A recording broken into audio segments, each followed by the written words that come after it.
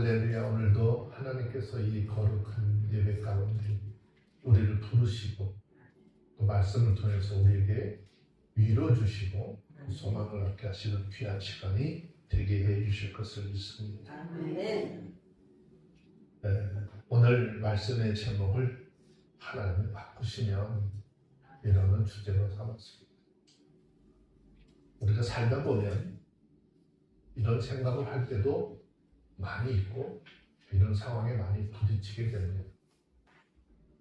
내가 만나는 사람들, 내 주변에 있는 사람들 뭔가 좀 변하기를 원해도 참 변하지 않지 않습니다. 상황이 좀 변했으면 좋겠는데 달라지지 않습니다.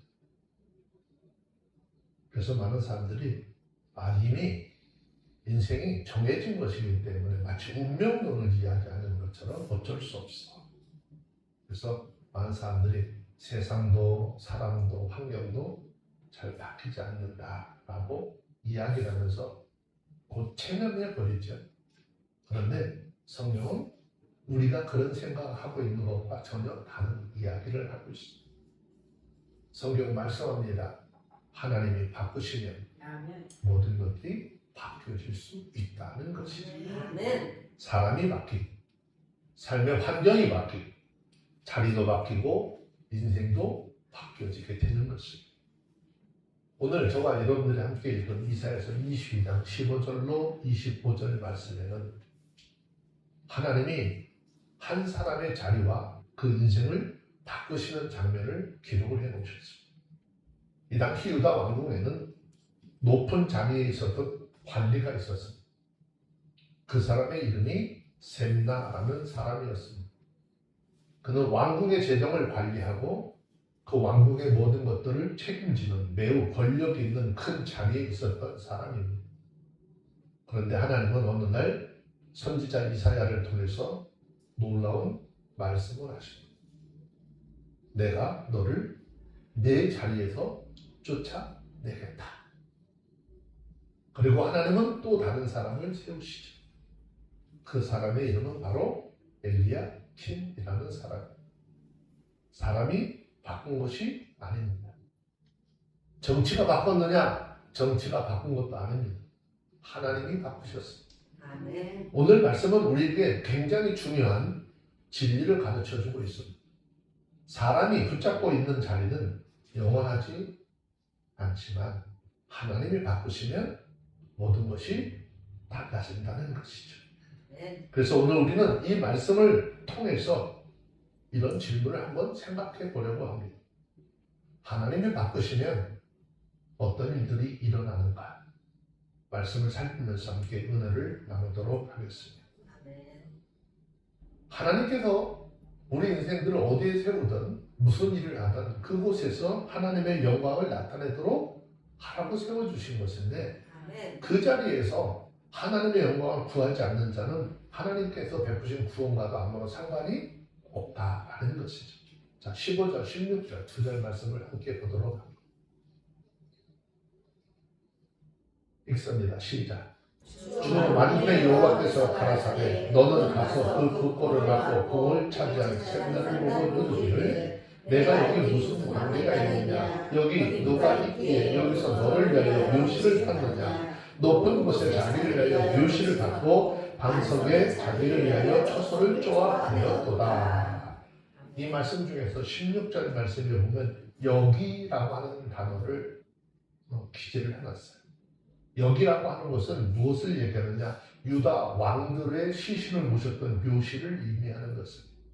따라서 내가 여기와 무슨 관계가 있느냐라고 하는 이 물음은 셈나가 유다 왕들만 매장될 수 있는 왕의 묘실에 자기의 묘실을 준비한 아주 교만한 그의 행위를 지적하는 이야기입니다.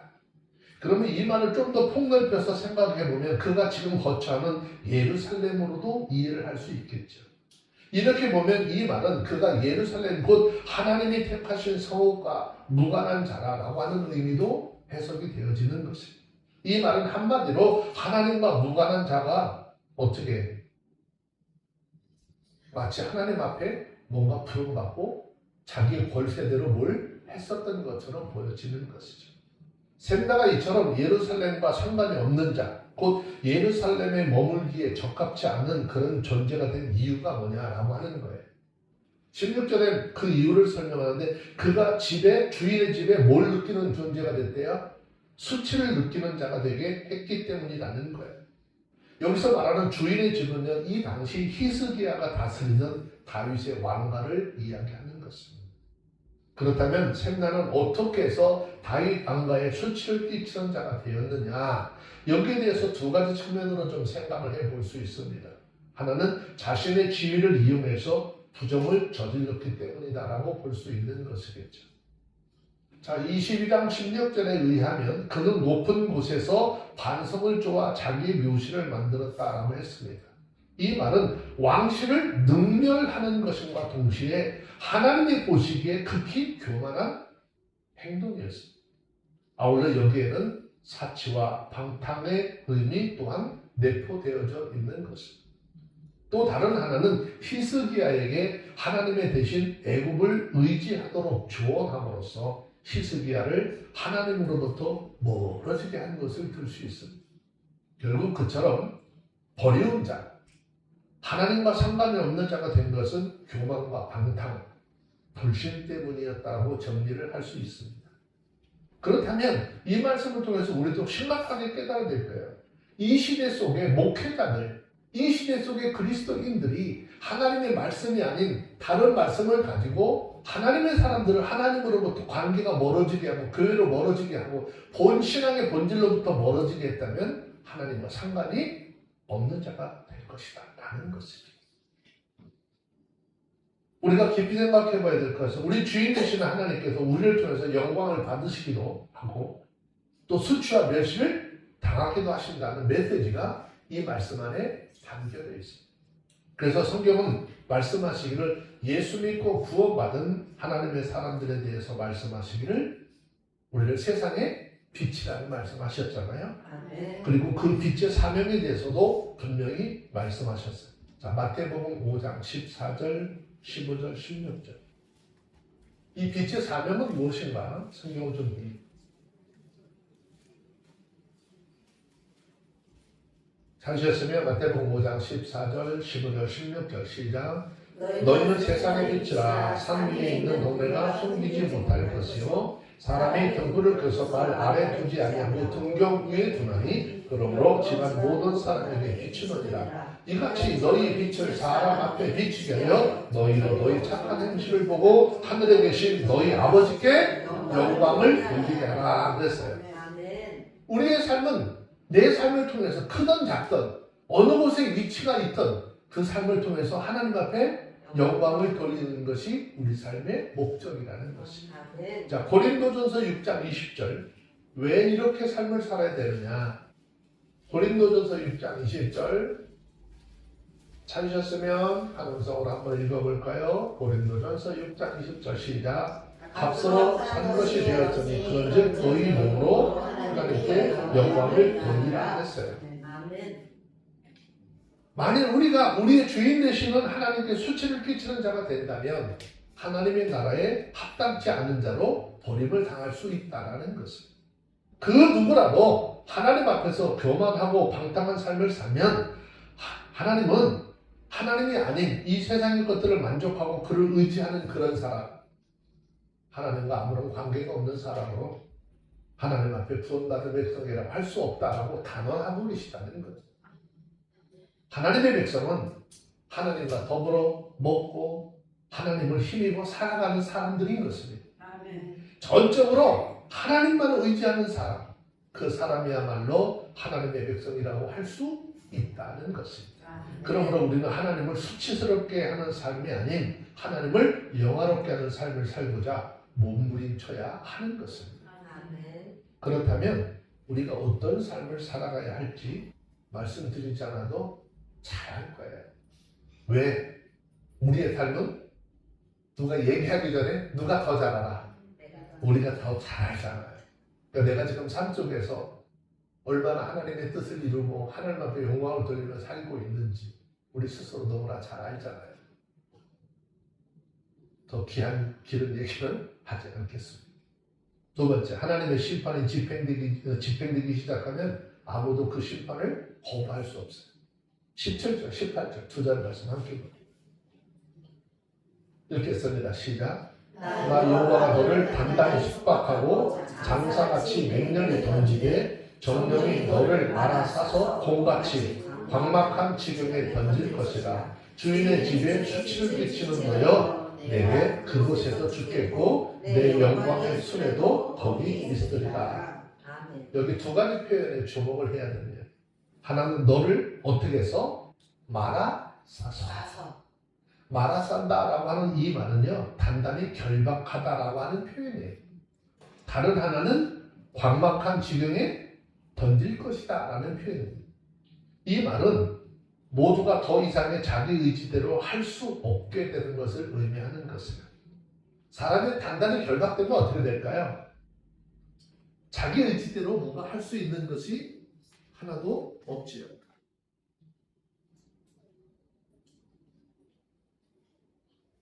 불가능해요. 내 마음대로 움직이는 건 불가능해요.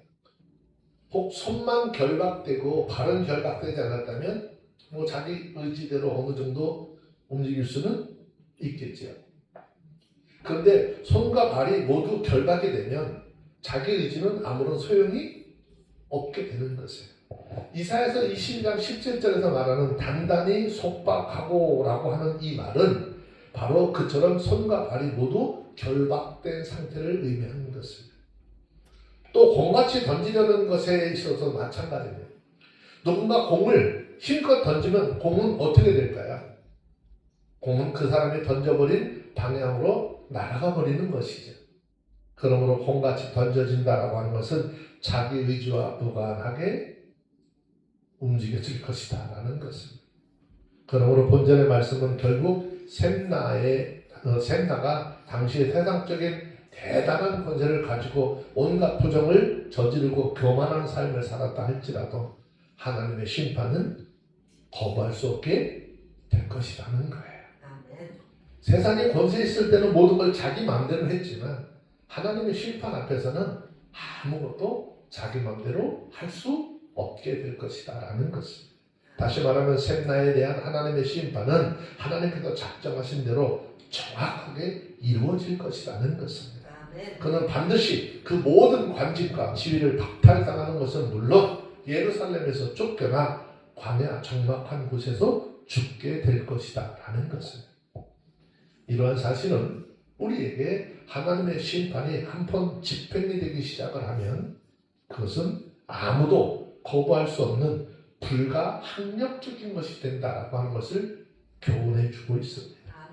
하나님의 심판이 집행되기 시작을 하면 그것을 누가 막거나 저항할 수 없습니다.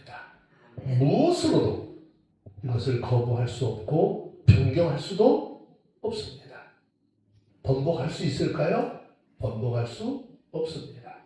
하나님의 심판은 한번 집행되기 시작을 하면 하나님의 작정하신 대로 마무리되어지고 종결되어질 것입니다.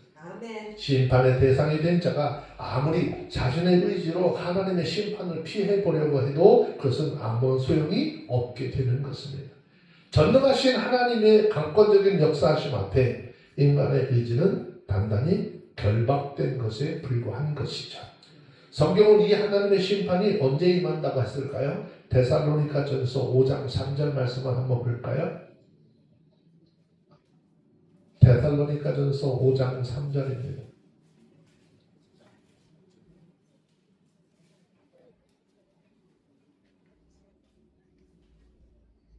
찾으셨으면 한번 읽어볼까요? 시작. 저희가 평안하다 안전하다 할 그때에 잉태된 여자에게 해산 고통이 이른바 같이 멸망이 호련히 저희에게 이르르니 결단코 피하지 못하리라.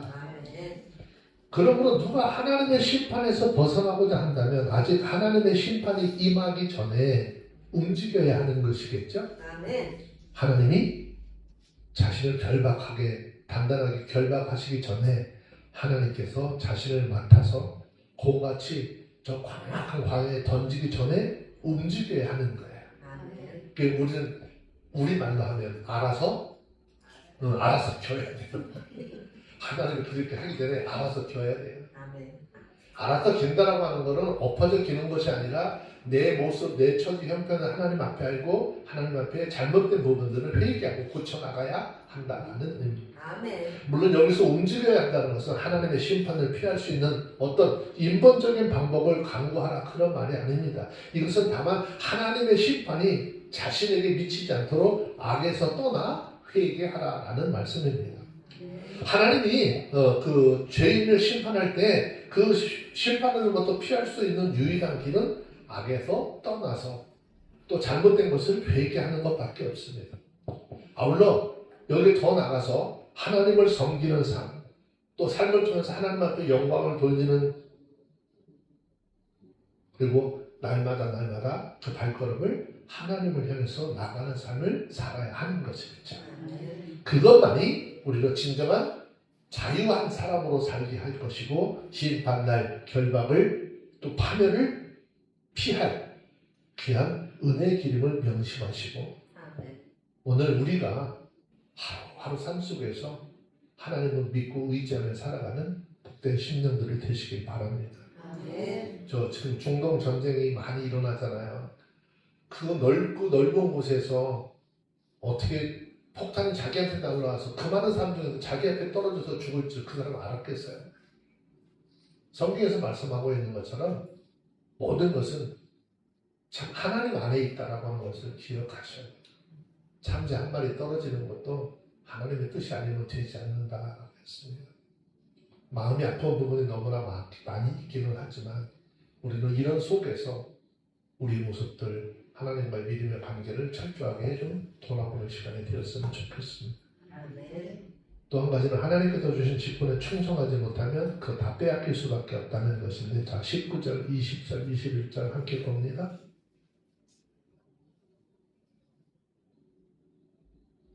찾으셨으면 읽습니다. 시작. 내가 너를 내 관직에서 쫓아내며 내 지위를 낮추고 그날에 내가 hil기야의 아들 내 종 엘리야김을 불러 내 옷을 그에게 입히며 내 띠를 그에게 띄워 힘있게 하고 내 정권을 그의 손에 맡기리니 그가 예루살렘 거민과 유다 집의 아비가 될 것이요. 그랬어요. 여기서 이사야서 22장 11절 말씀에 내라고 하는 단어에 이 당시에 제모 대신이자 국내 대신이었던 셈나라고 하는 사람을 지칭하는 말입니다. 따라서 이 말씀은 하나님께서 다윗 왕가에 충성스럽지 못했던 셈나를 축출하고 그 자리에 hil기야의 아들인 엘리야김을 앉히실 것이다 라는 말씀입니다. 여러분, 한 나라의 왕이나 대통령이나 수상이 어떤 사람에게 고위 직분을 맡긴다면 그에게 버는 기회가 있겠죠. 그 사람을 거기다 세우는 것은 그 자리를 이용해서 한몫 보라는 이야기일까요? 단지 그 사람에게 자리를 줘서 그를 영예롭게 함이 위험일까? 그렇지 않아요. 왕이나 대통령이나 수상이 어떤 사람을 고위 직분에 임명을 한다면 그것은 그에게 그 직분에 충성해서 자신과 국가에게 어떤 유익을 끼치도록 기대하기 때문인 거예요. 선거를 통해서 대통령이나 수상으로 선출된 사람이 대개 자기를 도운 사람들에게 고마움을 느끼고 그들에게 고위 직분을 맡기기 마련해요. 우리 역사가 마찬가지예요. 누가 대통령이 되고 나면 그 주변에 있던 사람들 다 끌어들여서 하잖아요. 우리는 그것을 농공행상이라고 하는 단어를 통해서 깨닫죠. 자기가 대통령이 되는데 옆에서 얼마만큼 도왔는지 그 공이 높으냐 많으냐 적으냐를 따져서 따져가지고 그 사람들을 세워주는. 하지만 그렇다고 해서 대통령이나 수상도 자기가 임명한 사람이 그 자기 직분에 충성하지 못하고 부정을 저지른 것 알게 되면 그만두게 하는 거예요. 왜냐? 그 사람이 자기 직분에 충성하지 못하는 것은 곧 자신과 국가에 심각한 누를 끼치는 것이기 때문이죠. 그래서 대통령이나 수상은 자기가 임명한 자가 그 직분에 충성스럽지 아니하면 그를 그 직분에서 축출하게 마련해요. 하기 싫어도 여론이 들끓으니까 할 수밖에 없어요. 실제 우리는 대통령으로부터 장관과 같은 고위직에 임명되었다가 부정을 저지름으로써 그 자리에서 쫓겨난 사람을 많이 보았습니다. 이처럼 자기에게 주어진 직분에 충성스럽지 못한 자를 그 직분에서 척출하는 일은 하나님도 마찬가지. 아니, 하나님께서 더 철저하게 행하실 것이에요. 하나님은 어떤 사람에게 기대하는 바가 있어서 그에게 중요한 직분을 맡깁니다. 자, 그런데 성경을 통해서 보면 하나님께서 그런 사람들, 우리에게 직분을 주신 이유에 대해서 설명하는 거, 왜 직분을 맡겼을까? 디모데전서 1장 12절 함께 보도록 합니다. 디모데전서 1장 12절 읽습니다. 시작. 나를 능하게 하신 그리스도 예수 우리 주께 내가 감사함은 나를 충성되이 여겨 내게 직분을 맡기시니라 그랬어요. 하나님으로부터 직분을 맡은 사람은 그 직분을 맡기신 하나님의 은혜에 감사하고 그 직분에 충성을 다해야 돼요. 아멘. 내 마음대로 하는 것이 내 뜻대로 하는 것이 아니라 하나님이 뜻대로, 하나님이 바라는 대로 해야 합니다. 아멘. 그래서 요한계시록 3장 11절 말씀을 보세요. 우리에게 그런 직분을 맡겼어요. 그 직분을 맡은 자 어떻게 하라는 거예요? 요한계시록 3장 11절 찾으셨으면 함께 볼까요? 읽습니다. 시작. 가진 것을 굳게 잡아 아무나 내 멸망을 빼앗지 못하게 하라. 하나님께서 우리에게 직분을 주신 것은 그 직분을 충분히 충실하게 충성스럽게 감당함을 통해서 하나님 우리에게 상급을 주시기 위한 것인데, 만약에 그렇지 않다면 그 상급을 받을 길이 없어요. 만약 직분을 맡은 자가 직분에 충성을 다하지 않으면 하나님께서 그 직분을 빼앗아 다른 사람에게 주실 수도 있습니다.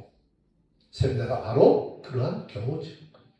그는 하나님의 기대와는 달리 그 직분에 충성하지 못하여서 그 직분을 엘리야킴이라고 하는 사람에게 빼앗기고 그 자리에서 축출을 당하게 됩니다. 물론 셈나에게 직분을 준 것도 빼앗은 것도 직접적으로 히스기야일 거예요. 사람의 눈에 보기에는. 그런데 그 배후에 모든 권력과 권세의 주권자이신 하나님의 섭리가 있다라는 것이죠. 이처럼 하나님께서 주신 직분을 충성스럽지 못한 자는 그 직분의 주인공이 될 수 없다는 거예요.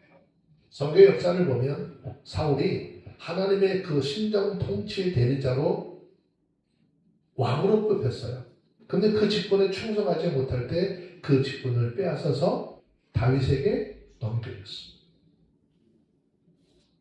가룟 유다가 사도의 직분을 충성하지 못할 때 그것을 빼앗아서 마띠아라고 하는 사람에게 줬습니다. 여러분, 왕의 직분이나 천국 복음을 전하는 직분이 얼마나 영광스럽고 고귀한 직분입니까? 하지만 그처럼 고귀하고 영광스러운 직분도 그 직분에 충성하지 아니하면 빼앗기게 된다라는 것입니다. 그런데 문제는 단순히 직분을 빼앗기는 것으로 그치지 않는다라는 것이에요. 하나님에 의해서 직분을 빼앗긴 사람은 하나님으로부터 완전히 버린다는 것입니다. 사울도 그랬고 셈나, 가룟 유다, 비참한 최후를 맞은 것이 우리에게 다 증거로 보여지고 있는 것이죠. 그러므로 하나님으로부터 직분을 맡은 자는 자기 직분에 충성을 다해야 하는 거예요. 이것은 목회자, 교회 모든 성도들, 세상적으로 하나의 나라를 이끌어가는 대통령으로부터 관직에 있는 모든 사람들 다 마찬가지인 거예요.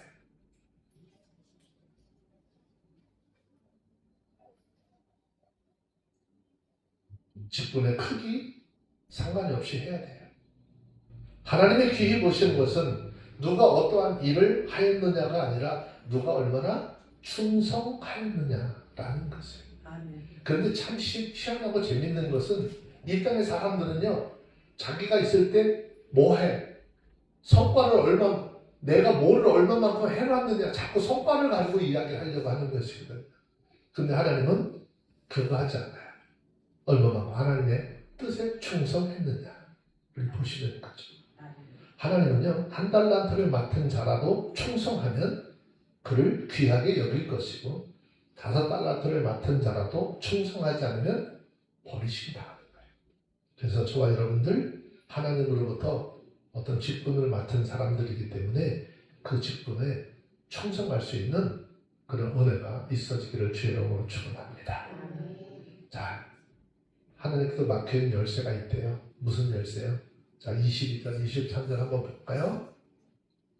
읽습니다. 시작. 내가 또 다윗 집의 열쇠를 그의 어깨에 두니 그가 열면 단자가 없겠고 닫으면 열자가 없으리라. 못이 단단히 붓에 박힌같이 그를 견고케 하리니 그가 그 아비 집의 영광의 보좌가 될 것이다. 여기서 다윗의 집의 열쇠라고 했는데 뭘까요? 이 말은 우선 다윗 왕가의 국고를 관리하는 직분을 의미하는 것으로 볼 수도 있겠죠. 그리고 이렇게 본다면 열고 닫는 행위는 어떨까요? 국고를 출납하는 행위를 의미한다라고도 볼 수가 있겠죠. 그런데 21절에 보면 내 정권을 그의 손에 맡기리니 라고 하는 이 표현의 근거에서 보면 다윗의 집의 열쇠라고 하는 것은 다윗 왕가의 통치권을 대신 행사할 수 있는 정치적인 권한을 의미한다라고 할 수 있는 것이죠. 이 권한은 대략 어떤 걸까? 요셉이 애굽에서 총리로 가졌던 그 권한과 유사했을 거예요. 즉 엘리야킴은 히스기야를 대신하여 유다 통치에 관한 모든 정권을 행사할 만큼 큰 권한을 위임받았다라는 것입니다. 또 다윗의 집의 열쇠라고 하는 것은 이방인의 개종과 유다의 편입을 허락하는 권한을 의미할 수도 있습니다. 결국 유다에서는 엘리야킴의 허락 없이는 국고의 출납이나 정치적인 사안 처리, 이방인이 개종을 해서 유다 공동체 편입하는 것 어떠한 것도 이루어질 수 없는 것입니다. 이것은 엘리야킴이 얼마나 대단한 권력을 갖게 되었는지, 그가 하나님과 히스기야 왕으로부터 얼마나 큰 시험을 받았는지를 잘 보여주는 일인 것입니다. 그런데 요한계시록 3장 7절을 보시면 이 구약에서 얘기했던 이 엘리야킴이라고 하는 사람에 대한 말씀을 예수 그리스도에게 적용을 시키고 있어요. 자, 계시록 3장 7절.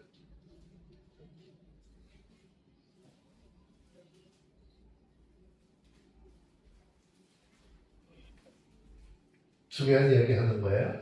3장 7절 시작. 빌라델피아 교회의 사도에게 편지하기를 거룩하고 센스라사 다윗의 열쇠를 가지시니 곧 열면 닫을 사람이 없고 닫으면 열 사람이 없는 그가 가라사대 됐어요. 이 말은 엘리야킴이 그리스도의 전형의 모습이라는 것을 보여주고 있는 것이죠. 이것은 물론 그의 본질에서가 아니라 그 직분이 그렇다는 거예요. 그 권세가 그렇다는 거예요. 실제로 엘리야킴은 다윗의 집의 열쇠를 가진 자로서 역시 다윗의 집의 열쇠를 가진 예수 그리스도의 전형적인 모습이에요. 예수님이 현실로 오기 이전에 구약마당에서 예수 그리스도의 전형적인 모습을 보여주고 있어요. 물론 엘리야킴이 가진 다윗의 집의 열쇠와 예수 그리스도께서 가진 다윗의 집의 열쇠는 그 의미는 완전히 다른 것이에요.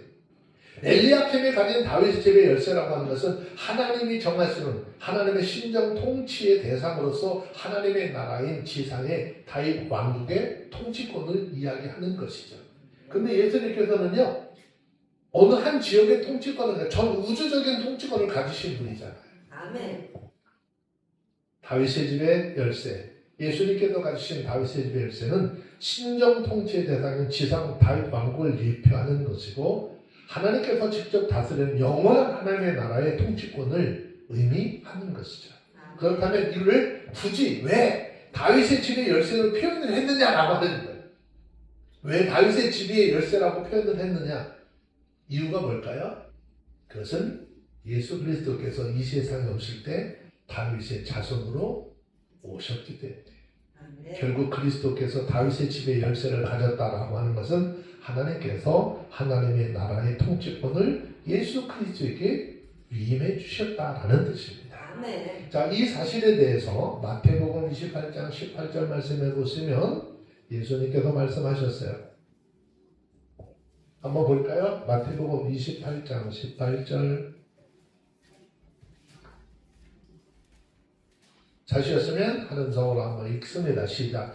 예수께서 나와 이르러 가라사대 하늘과 땅의 모든 권세를 내게 주셨으니 그랬습니다. 하나님은 하늘과 땅의 모든 권세를 누구에게? 예수 그리스도에게 주셨어요. 성경은 하나님의 나라를 그래서 종종 하나님의 나라라고만 하지 않냐고 그리스도의 나라라고 부르는 이유도 바로 이러한 이유 때문인 것입니다. 이것은 곧 우리에게 하나님의 나라에 들어가는 것이나 하나님의 나라의 축복을 받는 것이나 하나님의 나라와 관련된 모든 것은 예수 그리스도를 통하지 않고는 그리스도의 허락이 없이는 하나님의 나라의 일원이 될 수도 없고 하나님의 나라의 그 축복을 받을 수 없다라는 사실을 증거하고 있는 것입니다. 그러므로 우리는 오로지 예수 그리스도를 따르고 주님을 전적으로 의뢰하시고 그 말씀에 순종하는 믿음의 사람들이 다 되어지시기를 주의 이름으로 축원합니다. 결국 우리는 예수 그리스도로 말미암아 영광스럽게 되는 것이지 내가 무엇을 잘하고 내가 무엇을 해서 되는 것이 아닌 거예요. 또 우리의 삶의 주변 속에는 너무나 그런 일들이 많이 보여지고 매스컴을 통해서 자꾸 들려지는 소리들이 우리를 가슴 아프게 만드는 것이죠. 자, 24절 25절 좀 맞아볼까요? 자, 읽습니다. 시작. 그 아비집의 모든 영광이 그 위에 걸리리니 그 후손과 족속되는 각 작은 그릇 곧 종지로부터 아리까지로다. 만일 여호와께서 가라사대 그날에 단단한 곳에 박혔던 못이 삭으리니 그 못이 부러져 떨어짐으로 그 위에 걸린 물건이 파쇄되리라 하셨다가 나 여호와의 말이니라. 자, 여기 이사야서 22장 24절의 말씀은 이사야서 22장 23절의 말씀의 결과인 거예요. 즉 하나님께서 엘리야킴을 못이 단단한 곳에 박힌같이 견고하게 하신 결과죠. 제가 가끔 그 이사야서 22장 25절에 있는 말씀 이렇게 좀 인용해서 기도할 때가 많거든요. 우리가 하나님의 말씀을 들을 때 우리의 심령에 그 말씀이 잘 박힌 목과 같이 되어서 흔들리지 않도록 해주라는 기도를 가끔 하는데 이 말씀이 그런 의미죠. 자, 여기서 엘리야킴이 못이 단단히 박힌같이 견고하게 된다는 것은 그 권력이 아무에게도 도전받지 못하게 될 것이라는 거죠.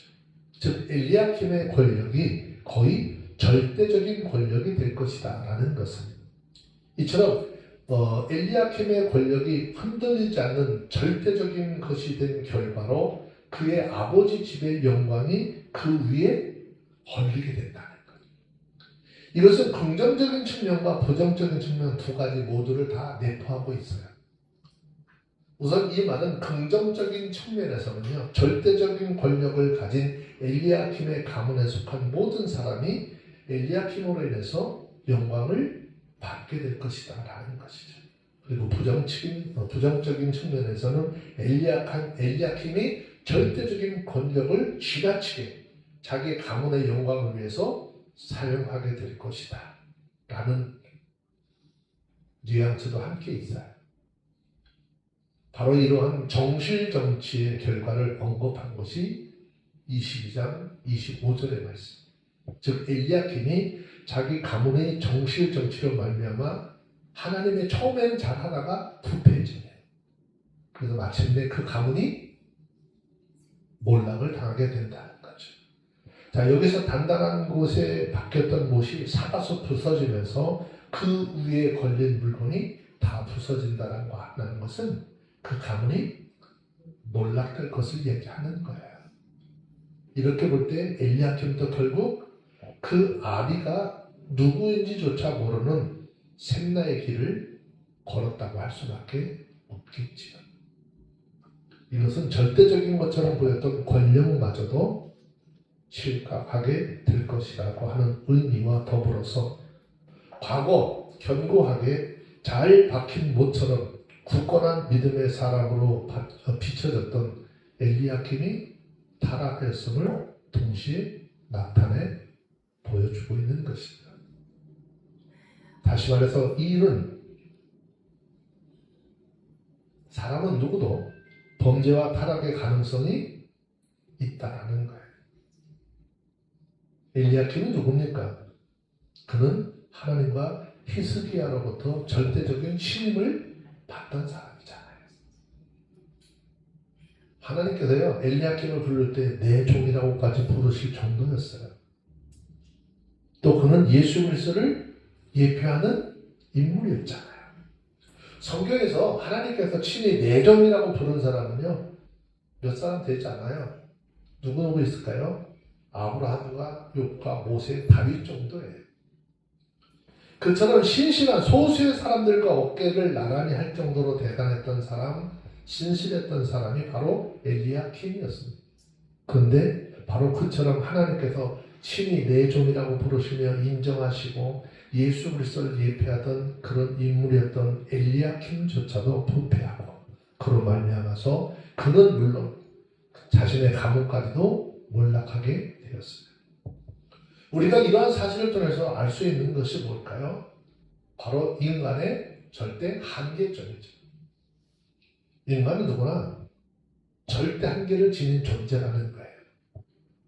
인간 가운데 아무도 완벽한 존재는 없습니다. 다 불완전하고 범죄할 수밖에 없는 것이 인간입니다. 그래서 하나님께서 친히 내 종으로 부르신 자들 중에도 완전한 자가 있었느냐? 그렇지 못했다는 거죠.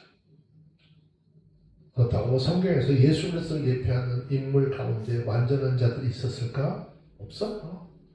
다 허물을 가지고 있었어요.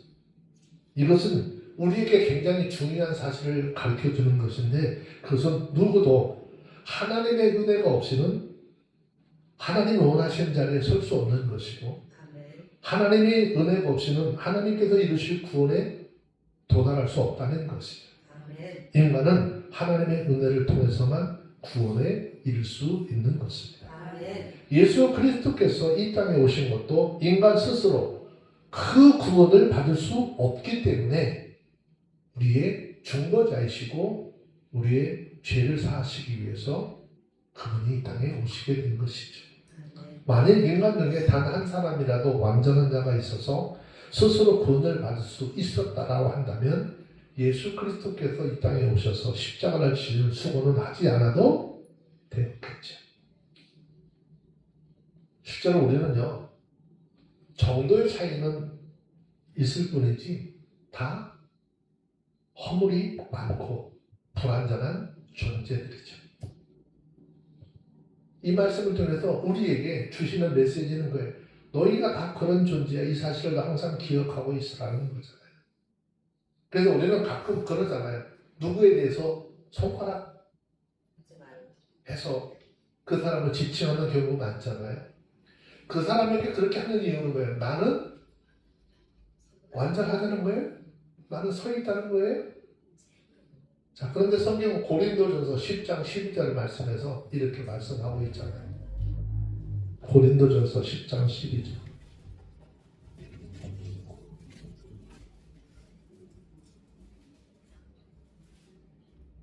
찾으셨으면 한번 읽어봅니다. 시작. 그런즉 손들로 생각하는 자는 넘어질까 조심하라.